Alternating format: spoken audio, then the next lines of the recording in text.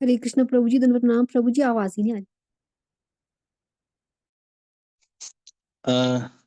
ठीक है, तो हम आगे। पहले स्कंद 6वें अध्याय 22वां श्लोक से आगे की चर्चा कर रहे हैं।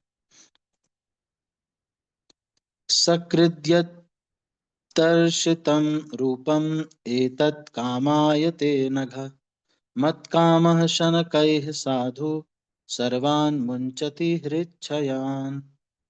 हे निष्पाप पुरुष, तुमने मुझे केवल एक बार देखा है और यह मेरे प्रति तुम्हारी तो ये क्या चल रहा है? नारद मुनि अपनी माता की मृत्यु के बाद उत्तर की दिशा में चलते हुए एक जगह पर थक गए, ध्यान किया, भगवान का दर्शन हुआ।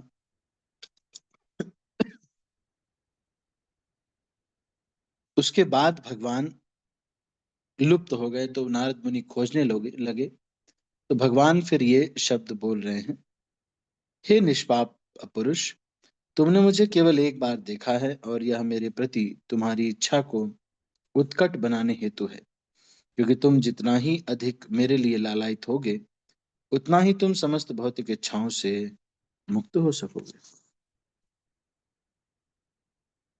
तो ये भगवान के प्रति जो लालसा है वो भौतिक इच्छाओं से मुक्त कर देती है किसी व्यक्ति को। जीव कभी भी इच्छाओं से रहित नहीं हो सकता, क्योंकि वह मृत पत्थर नहीं है। उसे काम करना, सोचना, अनुभव करना तथा चाहना कुछ तो करना ही होता है, किंतु जब तक भौतिक दृष्टि से सोचना, अनुभव करना तथा इच्छा करता है तब तक वह बंधन में जकड़ता जाता है। किंतु इसके विपरीत जब वह भगवत सेवा के लिए सोचता, अनुभव करता, इच्छा करता है, तब वह धीरे धीरे समस्त बंधन से मुक्त हो जाता है। मनुष्य जितना ही अधिक श्री भगवान की दिव्य प्रेमा भक्ति में लगता है उतना ही उसकी लालसा बढ़ती जाती है। भगवत सेवा की यह दिव्य प्रकृति है। भौतिक सेवा की तृप्ति हो जाती है, जबकि श्री भगवान की आध्यात्मिक सेवा की न तो तृप्ति होती है न उसका कोई अंत है। मनुष्य श्री भगवान की दिव्य प्रेमा भक्ति के प्रति अपनी लालसा बढ़ाता रह सकता है, लेकिन उसे उसकी तृप्ति या उसका अंत नहीं दिखता। श्री भगवान की उत्कट सेवा से मनुष्य को श्री भगवान की दिव्य उपस्थिति की अनुभूति हो सकती है। अतएव श्री भगवान का दर्शन करने का अर्थ है उनकी सेवा में लगे रहना, क्योंकि उनकी सेवा तथा स्वयं श्री भगवान अभिन्न है।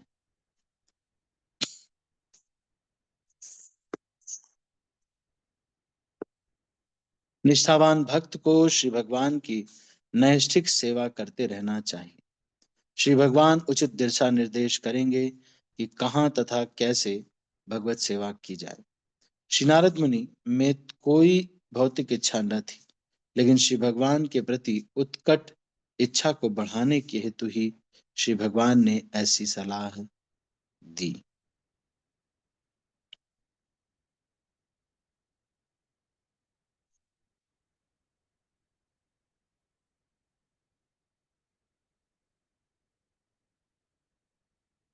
तो यहाँ पर भगवान की इच्छा के लिए, भगवान के लिए सोचना, अनुभव करना और इच्छा करना, ये बताया गया है। तो जितना लालसा भगवान के लिए बनी रहेगी उतना ही भौतिक इच्छाओं से मुक्ति हो सकेगी। अब ये लालसा बढ़ेगी कैसे भगवान की? किसी भी कार्य में लालसा बढ़ती कैसे? उस कार्य को खूब करने से उसके प्रति लालसा बढ़ जाती है। जिस चीज की लालसा अभी हमारे अंदर है, इसका मतलब यह है कि हमने जिस चीज की लालसा अभी हमारे अंदर है, इसका मतलब यह है कि हमने अ, ये जो अ, बहुत वो कार्य खूब किया है। तो ये जो लालसा बढ़ी है, ये जिस भी चीज की अभी बढ़ी है, इसका मतलब उस कार्य को बहुत अधिक किया है। कुछ काल तक ही सही। अच्छा, अगला श्लोक पढ़ते हैं। सत्सेवया दीर्घयापि जाता मयि दृढ़ा मतिः हित्वा वद्यमिमं लोकं गन्तामज्जनतामसि। कुछ काल तक ही सही परम सत्य की सेवा करने से भक्त मुझ में दृढ़ एवं अटल बुद्धि प्राप्त करता है। फलस्वरूप वह वर्तमान सोचनीय भौतिक जगतों के को त्यागने के पश्चात दिव्य जगत में मेरा पार्षद बनता है। हम्म?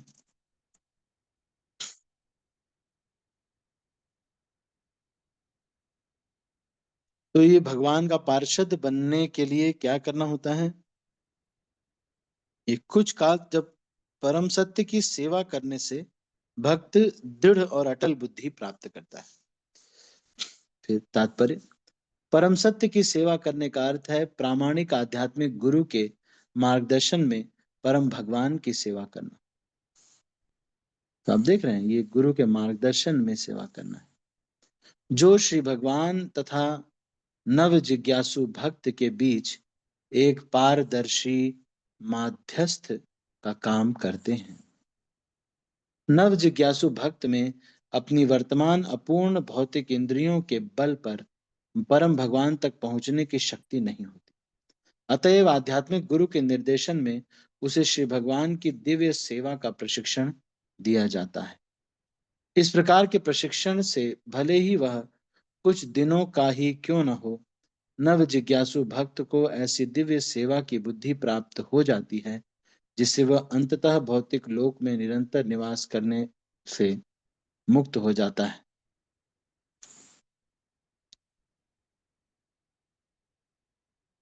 तो सेवा का प्रशिक्षण जब उसको मिलता है, यहाँ पे क्या कह रहे हैं कि गुरु के निर्देशन में जब वो सेवा करता है, तो इस प्रकार के प्रशिक्षण से भले ही वह कुछ दिनों तक का ही क्यों न हो, नव जिज्ञासु भक्त को ऐसी दिव्य सेवा की बुद्धि प्राप्त हो जाती है जिससे वह अंततः भौतिक लोक में निरंतर निवास करता है, मुक्त हो जाता है और आध्यात्मिक जगत तक उन्नत होकर वैकुंठ में श्री भगवान का मुक्त पार्षद बनता है। मतिर्मयि निबद्धेयं न विपद्येत कर्हिचित् प्रजा सर्ग निरोधेपि स्मृतिश्च मदनुग्रहात्। मेरी भक्ति में लगी हुई बुद्धि कभी भी विच्छिन्न नहीं होती, यहाँ तक कि सृष्टि के समय तथा संहार के समय भी मेरे अनुग्रह से तुम्हारी स्मृति बनी रहेगी। तो ये भक्ति का की महिमा है। श्री भगवान के प्रति की गई भक्ति कभी व्यर्थ नहीं जाती, क्योंकि श्री भगवान शाश्वत हैं। अतएव उनकी सेवा में लगाई गई बुद्धि या उनके प्रति किया गया कोई भी कार्य स्थायी होता है।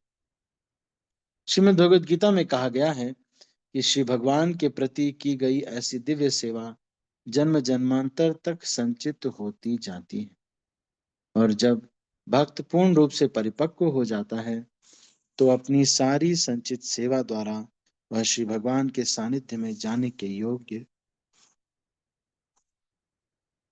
हो जाता है। श्री भगवान की ऐसी संचित सेवा कभी विनष्ट नहीं होती, अपितु पूर्णतः परिपक्व होने तक बढ़ती ही जाती है।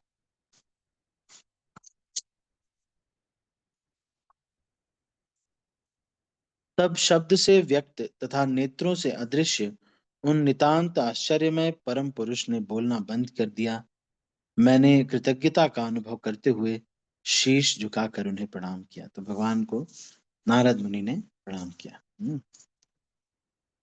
यदि श्री भगवान केवल सुनाई पड़े, दिखे नहीं, तो इससे कोई अंतर नहीं पड़ता। श्री भगवान ने अपने श्वासों के से चारों वेद उत्पन्न किए। उन्हें वेदों के दिव्य उच्चारण से देखा और अनुभव किया जाता है। इसी प्रकार श्रीमद् भगवद गीता श्री भगवान की शाब्दिक अभिव्यक्ति है,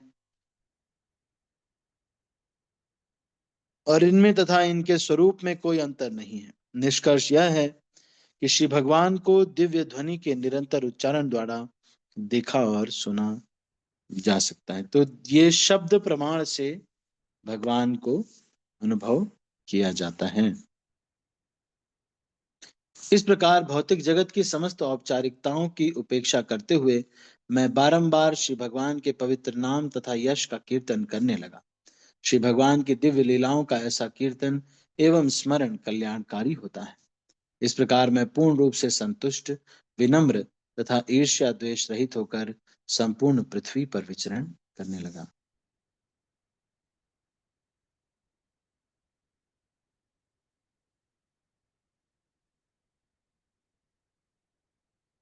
तात्पर्य, श्री नारद मुनि ने अपने व्यक्तिगत उदाहरण द्वारा श्री भगवान के निष्ठावान भक्त के जीवन का संक्षेप में वर्णन किया। ऐसा भक्त श्री भगवान से या भगवान के प्रामाणिक प्रतिनिधि से दीक्षा ग्रहण करने पर श्री भगवान की महिमा का गंभीरता पूर्वक कीर्तन करता है और संपूर्ण संसार में विचरण करता है, जिससे अन्य मनुष्य भी श्री भगवान की महिमा का श्रवण कर सके। ऐसे भक्तों को भौतिक लाभ की कोई इच्छा नहीं रहती। उनकी एकमात्र इच्छा यह होती है कि वे श्री भगवान के धाम को वापस जाएं।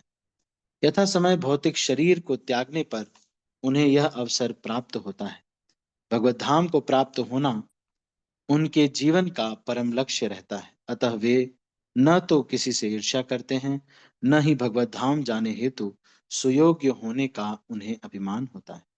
उनका एकमात्र कार्य श्री भगवान के पवित्र नाम, यश तथा लीलाओं का कीर्तन तथा स्मरण करना और अपनी निजी क्षमता के अनुसार भौतिक लाभ की इच्छा से रहित होकर दूसरों के कल्याण हेतु संदेश का प्रचार करना होता है।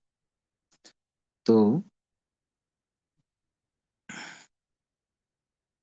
यहाँ पर भी यही बता रहे हैं कि एक प्रतिनिधि से जब दीक्षा कोई ले लेता है, हम्म, तो गंभीरता पूर्वक कीर्तन करता है, भगवान का नाम जप करता है और अन्य मनुष्य भी श्री भगवान की महिमा का श्रवण कर सके, ऐसा सुअवसर वो बनाता है। ऐसे भक्तों को भौतिक लाभ की कोई इच्छा नहीं रहती। उनकी एकमात्र इच्छा यह होती है कि वे श्री भगवान के धाम को वापस जाएं। यथा समय भौतिक शरीर को त्यागने पर उन्हें यह अवसर प्राप्त होता है। भगवत धाम को प्राप्त होना उनके जीवन का परम लक्ष्य रहता है। अतः वे न तो किसी से ईर्ष्या करते हैं, न ही भगवत धाम जाने हेतु सुयोग्य होने का उन्हें अभिमान होता है। उनका एकमात्र कार्य श्री भगवान के पवित्र नाम, यश और लीलाओं का कीर्तन तथा स्मरण करना और निजी क्षमता के अनुसार भौतिक लाभ की इच्छा से रहित होकर दूसरों के कल्याण हेतु संदेश का प्रचार करना होता है।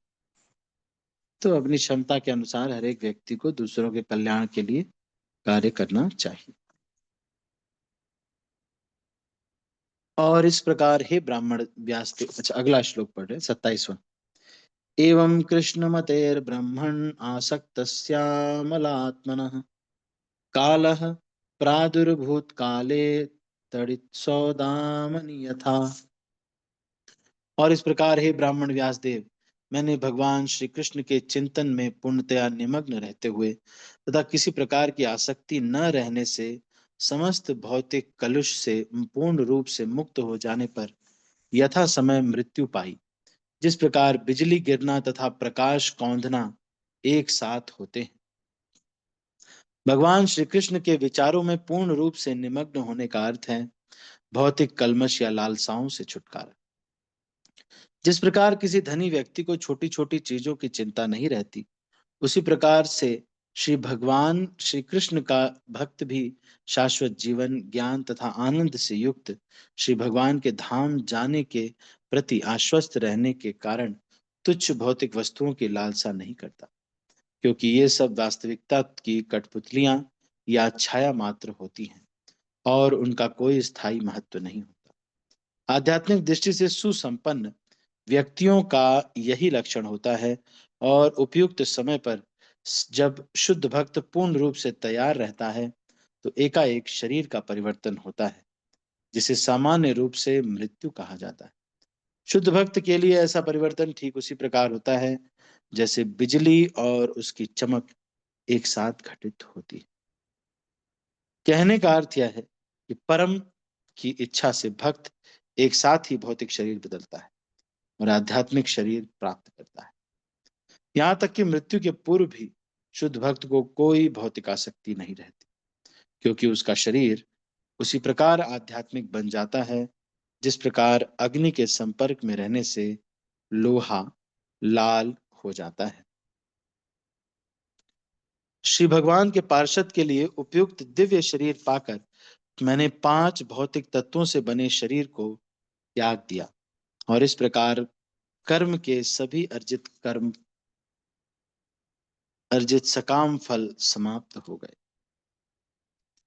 श्री भगवान ने यह बता दिया कि श्री नारद मुनि को श्री भगवान की संगति करने हेतु उपयुक्त दिव्य शरीर प्रदान किया गया। अतः श्री नारद मुनि ने ज्यों ही भौतिक शरीर त्यागा, उन्हें आध्यात्मिक शरीर प्राप्त हो गया। यह दिव्य शरीर भौतिक आसक्ति से मुक्त और 3 प्रधान दिव्य गुणों से युक्त होता है। ये है शाश्वतता, भौतिक गुणों से मुक्ति तथा सकाम कर्मों के फल से मुक्ति। भौतिक शरीर इन तीनों गुणों के अभाव से सदैव पीड़ित रहता है, किंतु ज्यों ही कोई भक्त श्री भगवान की सेवा में तत्पर होता है, त्यों ही उसका शरीर दिव्य गुणों से अभिभूत हो जाता है।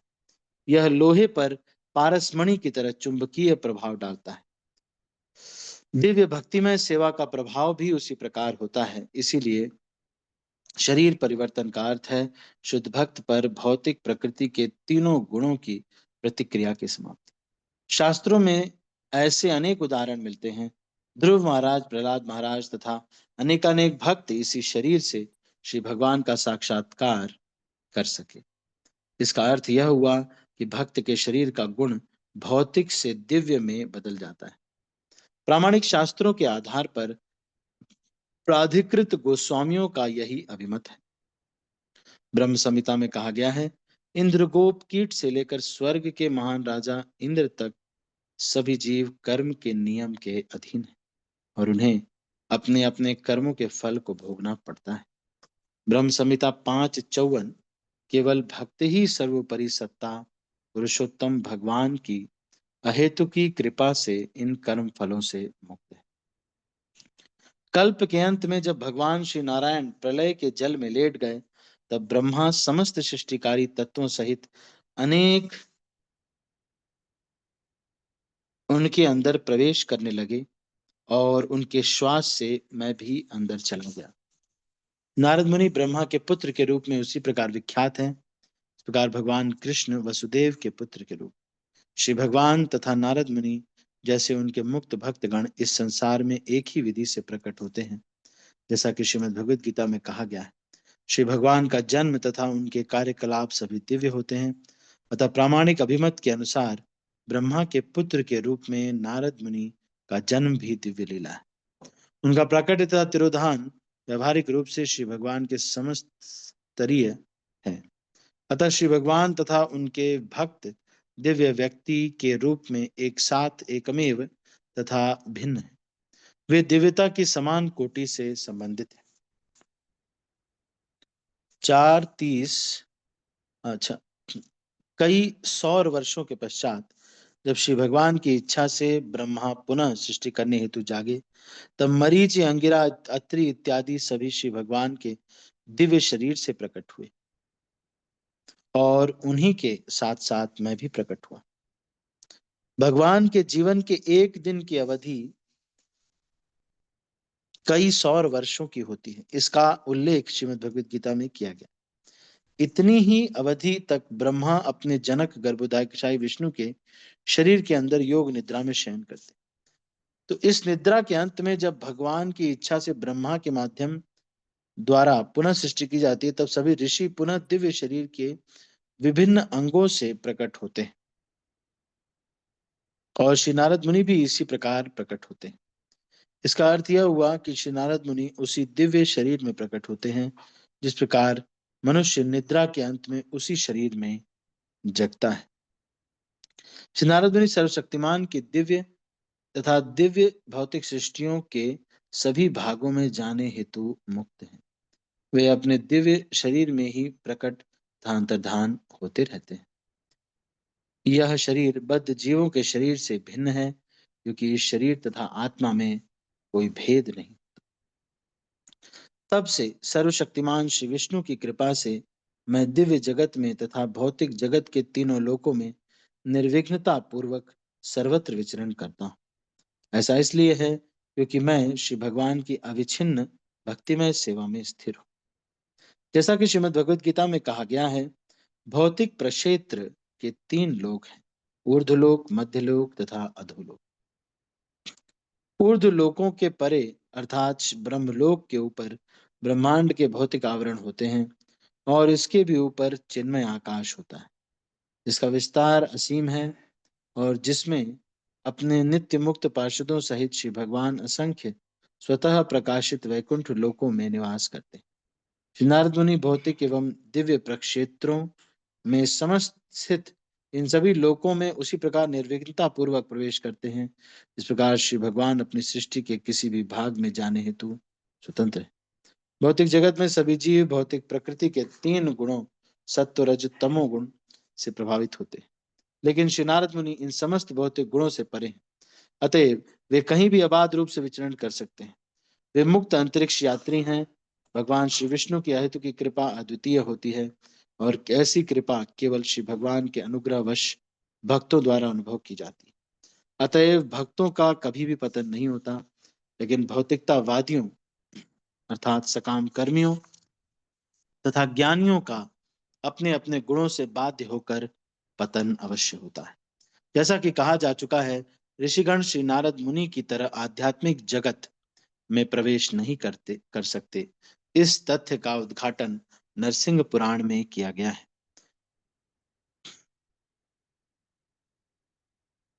मरीचि जैसे ऋषि सकाम कर्म के पंडित हैं तथा सनक सनातन जैसे ऋषि दार्शनिक चिंतन के प्रमाण, किंतु नारद मुनि ही श्री भगवान की दिव्य भक्ति के मूल अधिकारी हैं।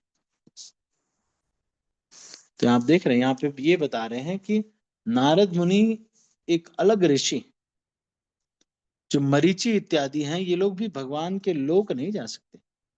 श्री भगवान की भक्ति के महान आचार्य नारद भक्ति सूत्र सभी के अनुसार श्री नारद मुनि के चरण चिन्हों का अनुसरण करते हैं।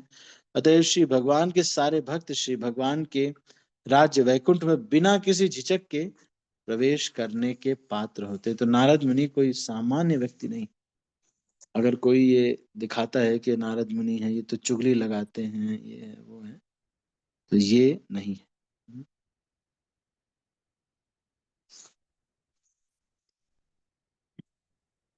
देवदत्तामिमां वीणा स्वर ब्रह्म विभूषितां मूर्छयित्वा हरिकथां गायमानश्चराम्यहम्। और इस प्रकार मैं श्री भगवान की महिमा के दिव्य संदेश का निरंतर गायन करते हुए और इस वीणा को बजाते हुए विचरण करता रहता हूँ, जो दिव्य ध्वनि से पूरित है और जिसे भगवान श्री कृष्ण ने मुझे प्रदान किया है। तो ये भगवान कृष्ण ने मुझे भगवान को प्रदान, इनको नारद मुनि को प्रदान किया। लिंग पुराण में श्री नारद मुनि का भगवान श्री कृष्ण द्वारा प्रदत्त तार युक्त वाद्य यंत्र वीणा का वर्णन दिया गया है। इसकी पुष्टि श्री जीव गोस्वामी ने की। यह दिव्य वाद्य भगवान श्री कृष्ण तथा नारद मुनि से अभिन्न है, क्योंकि ये सभी एक ही दिव्य कोटि के। इस वाद्य द्वारा झंकृत ध्वनि कभी भौतिक नहीं हो सकती। अतएव नारद मुनि के इस वाद्य द्वारा प्रसारित महिमा तथा लीलाएं भी दिव्य हैं, उनमें लेशमात्र भी भौतिक दोष नहीं।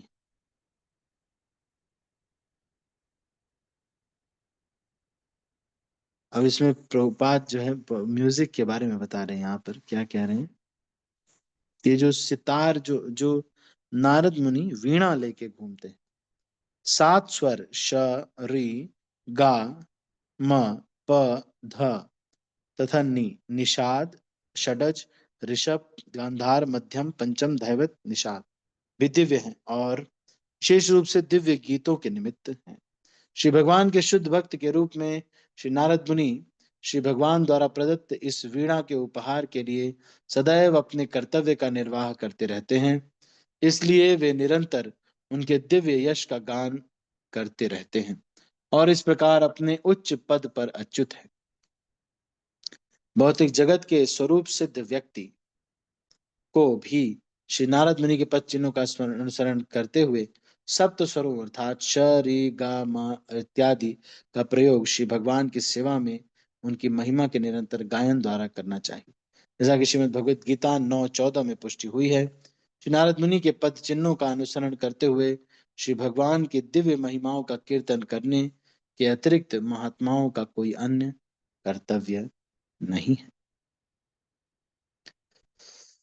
तो ये नारद मुनि का पूरा जो है ये बताया गया, और साथ में ये भी बताया गया कि नारद मुनि किस प्रकार से जब मतलब मुक्त पुरुष हैं और ये भगवान के शरीर में नारद उनके साथ ही चले जाते हैं ब्रह्मा जी के साथ, और फिर अगले कल्प में फिर से प्रकट होते हैं। और नारद मुनि क्योंकि भक्ति के थ्रू आए हैं तो इस वजह से नारद मुनि, अभी यहाँ पर इन्होंने अपना पहले का जन्म नहीं बताया कि कैसे एक गंधर्व भी ये थे जिससे इनको दासी पुत्र बनने का श्राप मिला। उपबरहन नाम के गंधर्व थे।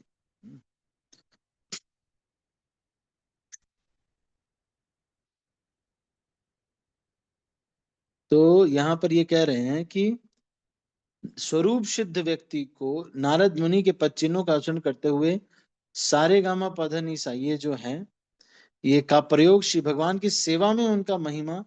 तो जितना भी म्यूजिक इंडस्ट्री है इसको ये किस लिए है? इसका गुणगान, भगवान का गुणगान करने के लिए। म्यूजिक इंडस्ट्री इज फॉर भगवान का गुणगान करने के लिए है। ठीक है। प्रगायतः स्ववीर्याणि तीर्थपादः प्रियश्रवाः आहुत इव मे शीघ्रम दर्शनम याति चेतसी। जो ही मैं भगवान श्री कृष्ण की सुमधुर महिमा की पवित्र लीलाओं का कीर्तन करना प्रारंभ करता हूँ त्यों ही वे मेरे हृदय स्थल में प्रकट हो जाते हैं, मानो उनका आमंत्रित किया गया। तो भगवान जैसे ही नारद मुनि गाना शुरू करते हैं भगवान उनके हृदय में तुरंत प्रकट हो जाते हैं। तो चलो अभी हम इसको यहीं पर समाप्त करते हैं। 33वें श्लोक से आगे की चर्चा हम अगले प्रवचन में करेंगे। अभी मुझे भी तो कुछ सेवाएं अभी बाकी हैं तो उसको हम करेंगे। तो 22वें से 33वें श्लोक तक किया हमने। आज 33वें श्लोक से आगे की चर्चा हम करेंगे। इसमें से अगर किसी को कोई प्रश्न है तो आप पूछ सकते हैं। एनी क्वेश्चंस और कमेंट्स? बहुत सारा सीखने के लिए बहुत कुछ है। तात्पर्य में म्यूजिक इत्यादि के बारे में भी बताया गया है। फिर किस तरह से अंगिरा मुनि इत्यादि सब लोग प्रकट होते हैं इसके बारे में बताया गया। ठीक, तो अभी हम इसको यहीं पर क्लोज करते हैं। आप सभी का बहुत बहुत धन्यवाद। हरे कृष्णा। मैं सब भक्तों को अनम्यूट कर रहा हूँ और इस मीटिंग को क्लोज कर रहा हूँ। हरे कृष्णा। शिल प्रभुपाद की जय। और भक्तवृंद की जय। निताई गौर प्रेमानंदे। हरि हरि बोल। हरे कृष्णा प्रभु जी, दंडवत प्रणाम। हरे कृष्णा। हरे कृष्णा गुरु जी, दंडवत प्रणाम। दंडवत प्रणाम जी, दंडवत प्रणाम।